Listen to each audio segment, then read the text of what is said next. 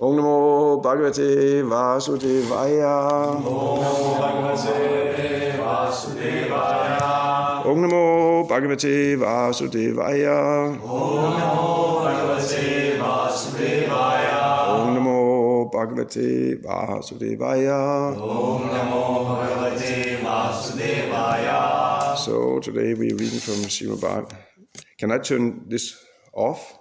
I mean, just, and of course not stop. Okay. So today we're reading from Shrimad, first canto, chapter 16. And actually it's the last verse and there's no purport to. So I'll just read the verse and then we take the first verse in chapter 17, if that's okay. Like that. So text 36 goes, Tayo evam kataya to pritivid amayos tada pariksin namarajasi prapta pratim saraswatim. While the earth and the personality of religion were thus engaged in conversation, the saintly King Parīkṣit reached the shore of the Saraswati river, which flowed towards the east. Thus in the Bhagavatam and the purport of the first canto, 16th chapter of the Śrīmad Bhagavatam, entitled How Parīkṣit Received the Aids of Kali. And there's no purport, but of course I just small comments on this verse here about the aids of the Bhagavatam, because here we see that the river Saraswati is mentioned, and the river Saraswati has not been flowing for at least 4,000 years, and you have to go back like 5,000 years when it was on its height. So that he reaches the shore of the Saraswati River means we at least 4,000 years back, and maybe more. Do you follow? Do you know? Sūdra, are you aware of this whole controversy with Saraswati River? Not much. So. Who's not aware? Do you know what I'm talking about? About Saraswati? Yeah? I don't was there, but I know Saraswati. This Saraswati river. Yeah. You go to India today, where is the Saraswati River flowing today? Where do you find it? I don't know. Geography. Where? Huh? It's not there. Simply it's not there. And that was, but the Saraswati is mentioned in the, everywhere in the Puranas and Vedic scriptures. Vyasadeva, he lives on the banks of the Saraswati. And that was one argument that the British would use to write off the Vedic literature as just mythological. You have this mythological river. And the Saraswati that is described there is a big river. It's bigger than the Ganges. It's an enormous river. And there's no such river, so they say this is just mythology. But if you followed, and it's also widely known in ISKCON, but also like if you followed archaeology and like that, actually in the 90s, it was discovered, the Saraswati River. There is an enormous dried up riverbed going from from the Himalayas, going to down in kind of central India, and then turning west and going through Gujarat, and then going to the Arabian Sea. And it was a very big river. And that river dried out something like 4,000 years ago, and it was running at its mightiest from 5,000, 6,000 years and onwards back. So it turns out, actually, the Vedic scriptures are correct. There was a Saraswati River, and that also, because the Europeans wanted to, in order to minimize the importance of the Vedic scriptures, they wanted to give them a younger age than actually is stated in the Vedas, and they wanted especially it to be younger than the Christian scriptures, the Bibles, and so on. So they're dating. Yes, Rig Veda was written 1,500 before Christ, and the other Vedas a little later than that, and of course Mahārāja much later, and they have all these speculations there. But the fact that actually there was a river like the Saraswati, and it's mentioned, described everywhere in the Vedas, and you have to go back at least you have to go back over 5,000 when it was on its mightiest and way back. That actually is very strong proof that, first of all, the Vedas are not mythology. They're actually talking about actual historical facts and geographical facts, and that they actually are as old as they claim to be, which makes sense. Books generally don't claim to be, like, for example, you might be able to find here in the beginning here, is any, yeah, okay, here, it says in the front matter, copyright 1972, the Bhaktivedanta Book Trust. So this book is printed in 1972. Of course, it's a later print, but the first volume of this was, according to this, printed in 1972. Do we have any reason to think that it was not 1972? It's just a fake. Someone is writing a fake number. Generally, you open the book and it says print that year, and generally we just accept that, unless there's very specific reasons. And it was in the old Soviet, when devotees, they were preaching underground against the Soviet regime. They would sometimes print magazines and give the false date on it. But that would be an older date. They would, print a lot of magazines, like today, and then they would print the date that it was printed, in 2 years back or something like that. So then, when someone would stop them and say, "Oh, I just found these somewhere," that they were doing things. But anyway, aside from that, it's generally books. When books give a date, a year. Why would they give a different year? So same with the time of writing down the Vedas is there in the Veda itself, in the Bhagavatam. It's written in the Bhagavatam. Vyasadeva, he wrote down all the Vedas and so on. So anyway, that was one comment. I hope that was interesting or relevant. I think it's a relevant point. So, but let's go to chapter 17, which is called Punishment and Reward of Kali, and we take text number 1 together. Sūta uvāca. Tatra. Go-mithunam. Rājā. Hanyamānam. Anātha-vat.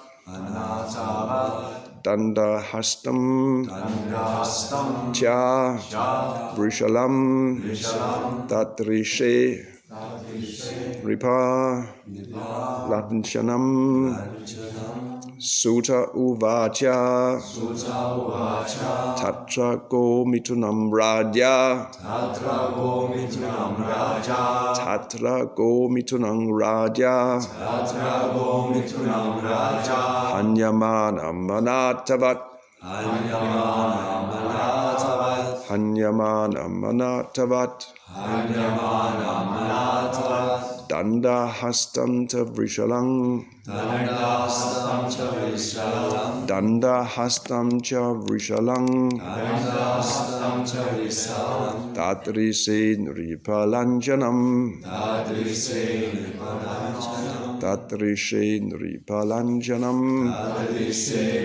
lāñchanam. Sūta uvāca.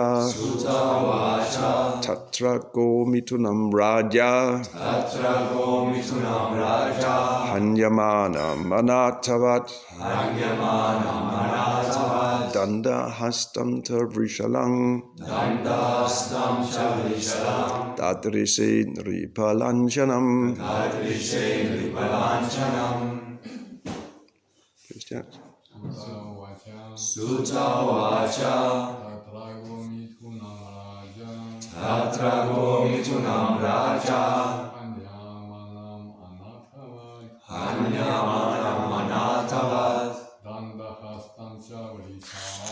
daṇḍa-hastam ca vṛṣalam. dadṛśe nṛpa lāñchanam. Sūta uvāca. Sūta uvāca. Tatra go-mithunam rājā. Tatra go-mithunam rājā. Hanyamānam anātha-vat. Hanyamānam anātha-vat. daṇḍa-hastam ca vṛṣalam. daṇḍa-hastam ca vṛṣalam. dadṛśe nṛpa lāñchanam. dadṛśe nṛpa lāñchanam. Sūta uvāca. Sūta uvāca. Tatra go-mithunam rājā. Tatra go-mithunam rājā. Hanyamānam anātha-vat. Hanyamānam anātha-vat. daṇḍa-hastam ca vṛṣalam. daṇḍa-hastam ca vṛṣalam. dadṛśe nṛpa lāñchanam. dadṛśe nṛpa lāñchanam. Martis? Sūta uvāca. Sūta uvāca. Tatra go-mithunam rājā. Tatra go-mithunam rājā. Hanyamānam anātha-vat. Hanyamānam anātha-vat. daṇḍa-hastam ca vṛṣalam. daṇḍa-hastam ca vṛṣalam. dadṛśe nṛpa lāñchanam. dadṛśe nṛpa lāñchanam. Sūta uvāca. Sūta uvāca. Tatra go-mithunam rājā. Tatra go-mithunam rājā. Hanyamānam anātha-vat. Hanyamānam anātha-vat. daṇḍa-hastam ca vṛṣalam. daṇḍa-hastam ca vṛṣalam. dadṛśe nṛpa lāñchanam. dadṛśe nṛpa lāñchanam. No. Sutta uvāca. Sūta uvāca. Śrī Sūta Gosvāmī said, Śrī Sūta Gosvāmī said, tatra, Tatra, thereupon, thereupon, go-mithunam, go-mithunam, a cow and a bull, a cow and a bull, rājā, rājā, the king, the king, hanyamānam, hanyamānam, being beaten, being beaten, anātha-vat, anātha-vat, appearing to be bereft of their owner, appearing to be bereft of their owner, daṇḍa-hastam, daṇḍa-hastam, with a club in hand, with a club in the hand, cha, also, vṛṣalam, vṛṣalam, lower-caste śūdra, lower-caste śūdra, dadṛśe, dadṛśe, observed, nṛpa, nṛpa, a king, lāñchanam, lāñchanam, dressed like. dressed like. Translation. Sūta Gosvāmī said, after reaching that place, Mahārāja Parīkṣit observed that a lower-caste śūdra dressed like a king was beating a cow and a bull with a club as if they had no owner. Purport by Srila Prabhupada. The principal sign of the age of Kali is that lower-caste Sūdras, that is, men without brahminical culture and spiritual initiation, will be dressed like administrators or kings, and the principal business of such non-kṣatriya rulers will be to kill the innocent animals, especially the cows and the bulls, who shall be unprotected by their masters, the bona fide vaiśyas, the mercantile community. In the Bhagavad-gītā 18:44, it is said that the vaiśyas are meant to deal in agriculture, cow protection, and trade. In the age of Kali, the degraded vaiśyas, the mercantile men, are engaged in supplying cows to slaughter houses. The kshatriyas are meant to protect the citizens of the state, whereas the vaiśyas are meant to protect the cows and bulls and utilize them to produce grains and milk. The cow is meant to deliver milk, and the bull is meant to produce grains. But in the age of Kali, the śūdra class of men are in the post of administrators, and the cows and bulls, or the mothers and the fathers, unprotected by the vaiśyas, are subjected to the slaughterhouses organized by the śūdra administrators. Sutta uvāca tatra go-mithunam rājā hanyamānam anātha-vat daṇḍa-hastam ca vṛṣalam dadṛśe nṛpa lāñchanam. Sūta Gosvāmī said, after reaching that place, Mahārāja Parīkṣit observed that a lower-caste śūdra, dressed like a king, was beating a cow and a bull with a club as if they had no owner. Om Ajnanatimrandasya Gyanandana Salakya Chaksu Unmilitam Yena Tasmai Shri Gurave Namaha Mukham Karoti Vṛṣalam Pangum Langaiti Kidim Yat Kripa Taraham Vande Shri Gurum Dina Tarinam Namo Vishnu Padaya Krishna Prestaya Bhutale Śrīmad Bhaktivedanta Swamini Namini Namaste Saraswati Devam Gauravani Prachayani Nirvishesha Shunyavadi Pastyatya Desatarine Vancha Kalvatarubhyasya Kripa Sindhubhya Eva Cha Patitanam Pavanebhyo Vaishnavebhyo Namo Namaha Jai Sri Krishna Chaitanya Prabhu Nityananda Sri Advaita Gadadhara Srivasadi Gaura Bhakta Vrinda Hare Krishna, Krishna Krishna, Hare Hare, Hare Rama, Rama Rama, Hare Hare. So, this chapter here will describe Mahārāja Parīkṣit, how he meets Kali, how Kali is beating a cow and a bull, and how Mahārāja Parīkṣit immediately wants to kill Kali personified. But Kali personified immediately surrenders unto Parīkṣit Mahārāja, and then Mahārāja Parīkṣit cannot kill Kali because you cannot kill a surrendered soul. So that is quite paradoxical. And then we will hear how Parīkṣit Mahārāja, he gives Kali permission to stay in a few places, and at the same time he checks the influence of the aids of Kali, at least for a period. We'll hear later on in the next chapter again how Kali somehow manages to trick Mahārāja Parīkṣit and exert his influence, because after all it is Krishna's plan, Krishna's arrangement. The aids of Kali is also according to Krishna's plan. There's supposed to be an aids of Kali for many reasons. But we hear how Mahārāja Parīkṣit, by his strong kshatriya strength and principles, he's able to keep Kali, at check.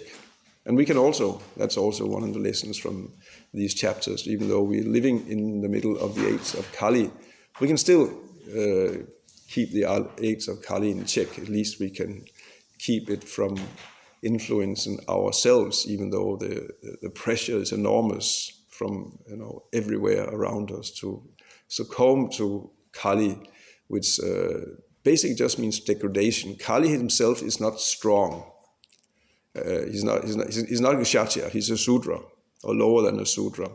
So it's not that he's physically very strong. He's just very degraded. That is he's degraded. He's a killer. He's a meat eater, as we hear here. He is addicted to illicit sex life, to intoxication, to gambling. All these degraded activities, which is, only weak persons are servants of these, succumb to these principles, and these principles weaken. It's not, they don't build up strength, and you don't find these two at the same time. It's anyone who is addicted to these is a weak person and is becoming gradually weaker. You have this.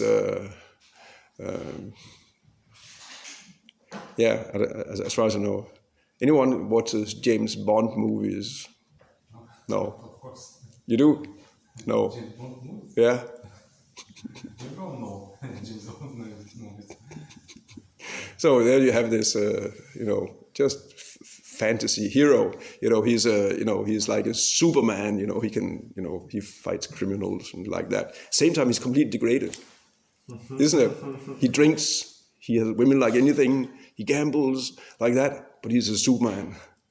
That doesn't exist. Such a person does not exist. Just so. Anyway, I haven't seen a James Bond movie for more than 40 years.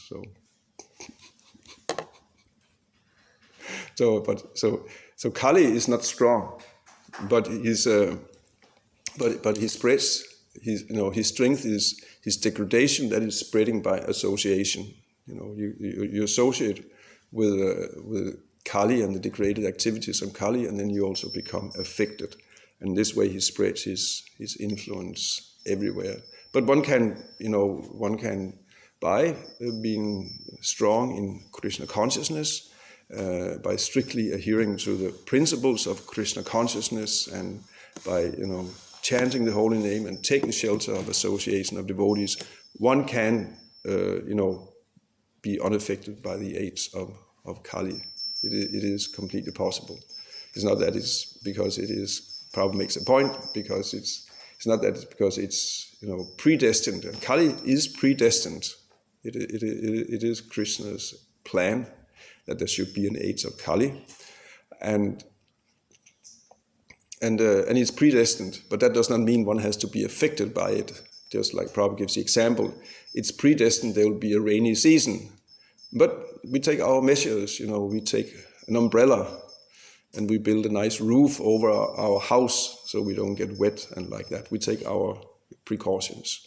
So similarly, if one takes the right precautions against the aids of Kali, one will remain unaffected by the aids of Kali. So that we see here from Mahārāja Parīkṣit, that he was able to completely, keep Kali out of his kingdom. And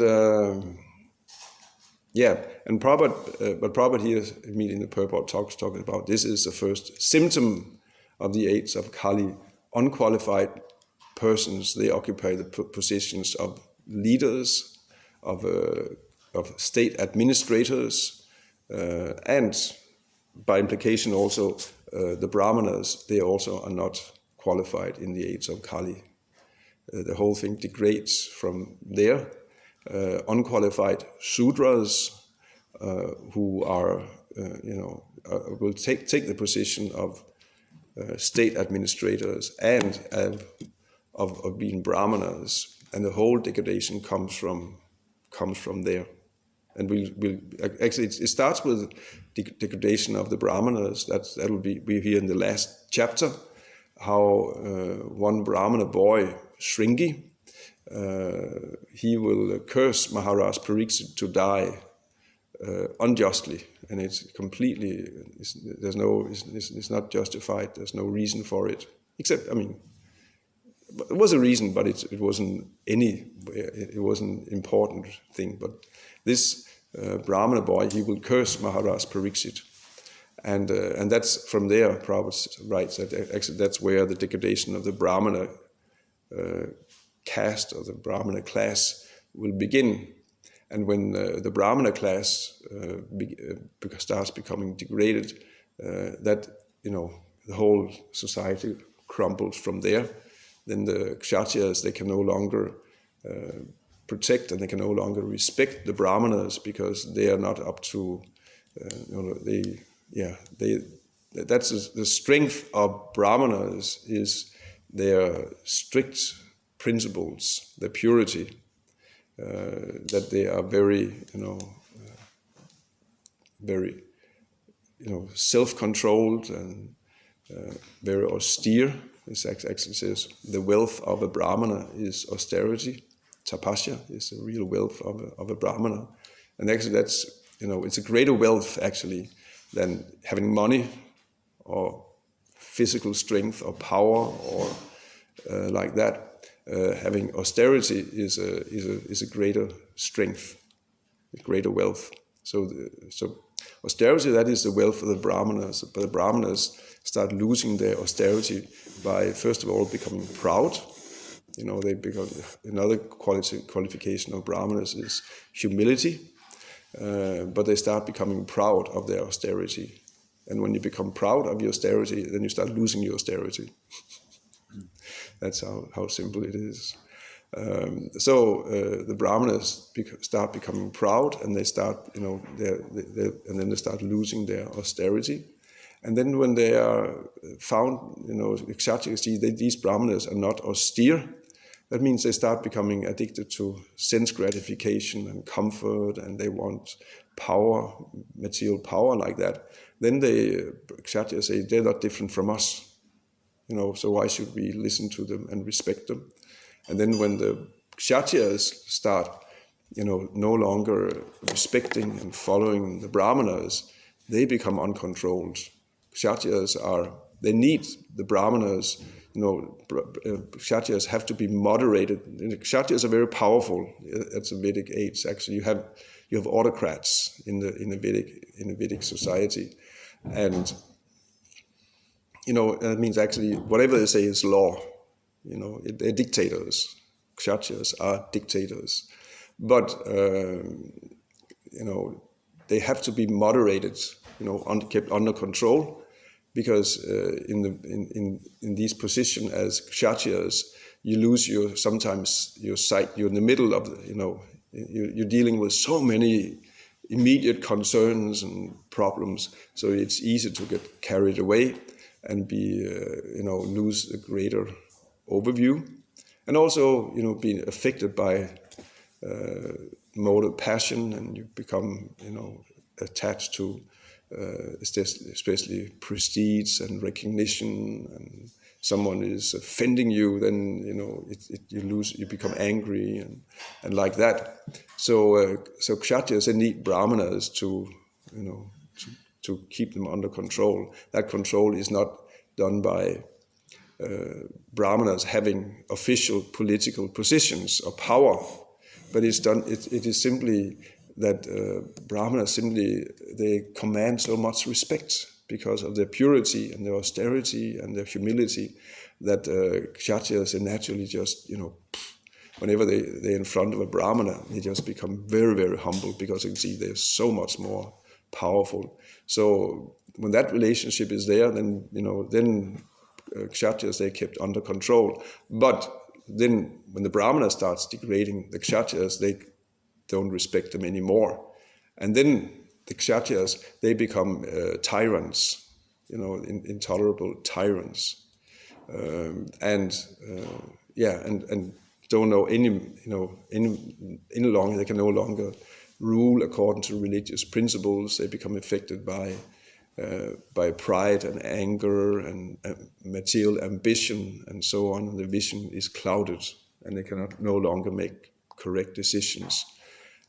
So that's very clear. That starts in the age of Kali. The rulers become unqualified, and therefore in the 12th canto of the Śrīmad Bhagavatam, which is especially about the age of Kali, the last canto of the Bhagavatam, it is described in the age of Kali. So the first chapter there is about the degraded kings of Kali Yuga, and there you'll have.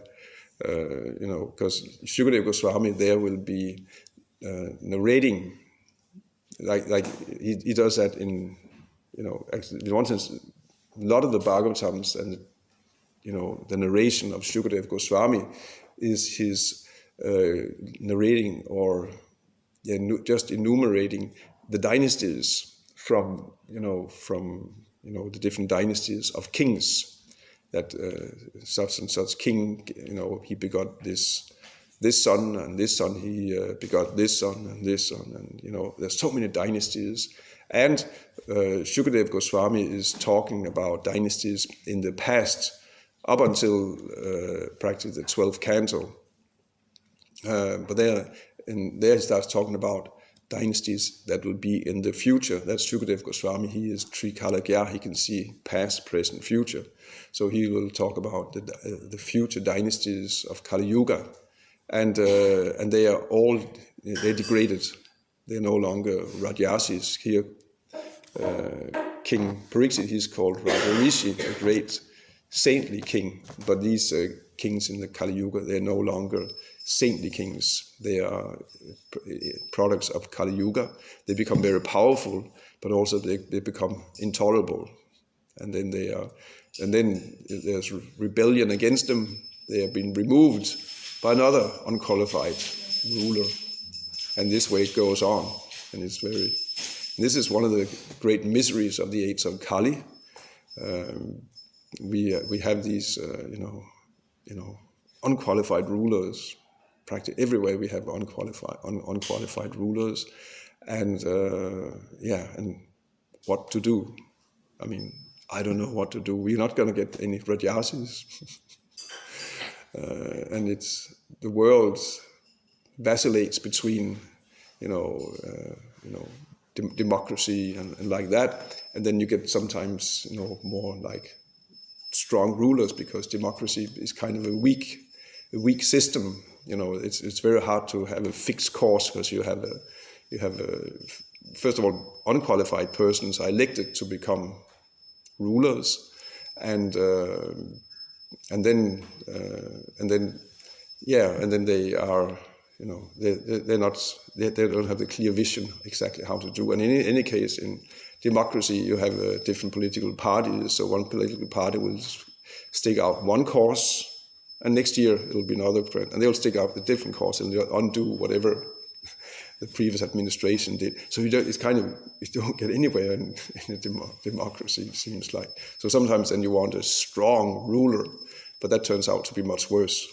They become, then you have rājāsas, and they might be effective to begin with, but very soon they get carried away in their own mind, and there's no one above them. So they just get caught in their own mind, in what is called megalomania. You know this word? Megalomania. Megalomania means that just,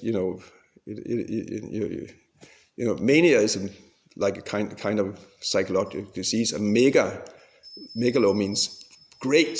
You have this mania that I'm the great, I'm God, basically. We all have this megalomania. We think we are God. But reality also helps us, keep us down. But then when suddenly you're in a position and you just, you seemingly have very big power, and you're just surrounded by yes men who are afraid of you, and like that, then you get completely crazy in your head. And then you have these rulers who become megalomaniacs, and horrors and like that. And you had some like Hitlers or something like that, monsters coming up. So that is the Kali Yuga, and that's, and we kind of have nothing is ideal. Personally, I prefer democracy, because at least you can get rid of the idiots. You'll get idiots as rulers, but you can also get rid of them. So it's a little less dangerous. But in any case, we're living in the age of Kali. Degradation is everywhere, and it's very hard to do anything about it. And one of the big degradations is, of course, killing of animals, meat eating, killing of especially of the cows and the bulls. They especially should never be killed, but nobody should be killed. But okay, low degraded person, they can kill other animals than cows and bulls, and there's still sinful reaction obviously connected with that. But the sinful reaction from killing cows and bulls is extremely severe. And result will be that after all this killing, that will lead to massive wars. Now we all have this direct experience of this present war, and where we see that innocent people, they are being killed and slaughtered, by a few madmen or like that. And we think this is, how horrible. And it is really, horrible and painful to look at, and it's unjust, and everyone gets very, angry because of that. But it's not different from what has been happening to the animals. The same innocent people who are now being killed, they were also killing innocent animals, most of them, isn't it? So in one sense, nobody's innocent. Nobody's really innocent when it comes down to it. There's, it's karma, and we should be just as, angry as we are angry about, the killing of, of humans, as in this inhuman that goes on. And we should, of course, rightly be angry because of that, and try to stop it by all means. But we should be equally angry that animals are being killed, cows and bulls are being killed in the slaughterhouses. It is the same thing. And they're connected. There's direct karmic reaction because of that. So that is going on here in the age of Kali. That cows and bulls are literally being killed, and the principles of religion are being killed. We'll hear that, how it's both a symbolic narration, cows and bulls, the Dharma and Bhumi who have been presented here. It's kind of as I said before, it's both symbolic as also real. Bhagavatam has real history, but this particular narration here is also quite symbolic. And if we should take it, if it is literally historical, I'm a little unsure, and it doesn't matter also, because it has it's great. It's very symbolic. Bull is a symbol of religion, and that he is standing on only one leg and 3 legs are broken is the Bhagavatam's way of explaining how principles of religion are being undermined in this age of Kali. These are the principles of austerity, mercy, cleanliness, and honesty. That is the principles of religion are founded on that. And that's the 4 legs on which the bull of religion is standing. And these legs are being broken in the age of Kali by the 4 main sinful principles. We'll hear that. We'll hear that is how it's, the principle of austerity is being especially ruined by intoxication. The principle of cleanliness is being undermined by illicit sex life. The principle of mercy is being ruined by animal killing. How can there be any mercy when we're killing animals? And the principle of honesty is being ruined by gambling and by lying propaganda. There's so much lying propaganda everywhere in Kali Yuga, and that undermines the principle of honesty. So so the bulls and the cows are being killed literally, and they're also being killed, in a symbolic way, in a symbolic sense. So if you want to again, fight against age of Kali, we are meant to, in this Krishna consciousness movement is a movement going completely against the current of the Kali Yuga, and will establish a golden age. Exactly what does that mean? But at least we should individually, take shelter of this Krishna consciousness movement introduced by Lord Chaitanya Mahaprabhu, and by and been spread by his followers, and was spread on a great scale by Srila Prabhupada, and is been continuing to spread all over the world. And we should take shelter of it, just to protect ourselves against the influence of Kali. Joining this movement, following the principles strictly, sticking to the association of devotees, following in the footsteps of the previous acharyas, which probably means engaging in the mission of the acharyas, by spreading Krishna consciousness further. By doing that, then we will at least be unaffected by Kali Yuga, and we can. Can we push it back, or will we see it being pushed back in our lifetime? It's Lord Chaitanya says it will be pushed back. There will be some kind of golden age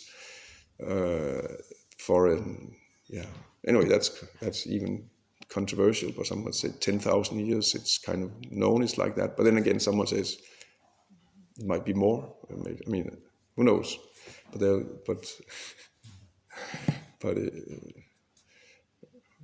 But exactly, when and how it will happen, it's happening in front of our eyes. But also, degradation of Kali Yuga is also advancing very, very, incredibly. As I've seen in my short lifetime.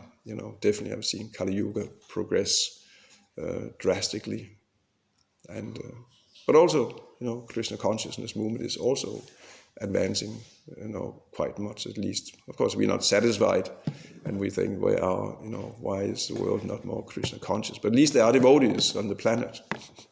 In all the countries of the world, there are devotees, which is actually quite a big thing. It was not like that 100 years ago. We had no, Vaishnavas in this part of the world. I mean, of course, you had some kind of religions and like that, but very watered down, forms of religion, where it's very hard to really come to the point of pure God consciousness. But in the Lalitanatha's movement, actually, the pure religion is being preached, and that is now, it's everywhere. So that's actually quite significant historically, quite significant. So in any case, we can join it. We can take shelter of this Krishna consciousness movement, and ourselves be, protected against the influence of the aids of Kali, and hopefully, be instruments to expand this shelter to others who also, who need to be saved from Kali Yuga. So, anyway, I should stop here. Any questions, comments, something? You said this, that we should be angry. How do you think that how should we apply this anger? In which way? That's a good question. Of course, we should always be part of the solution and not part of the problem, isn't it? I mean, that's, the anger should not just be angry at everyone else, but we should at least ourselves start be part of the solution. So we can be angry at ourselves if we, angry at our sinful inclinations. We can, they are, some of us have sinful inclinations because we're conditioned like that. So we should not tolerate our sinful inclinations, and that. So at least we should not be part of this. And once we're not part of this, then we can also, we can go and we can, with some effect, protest against the aids of Kali and the excesses of the aids of Kali, and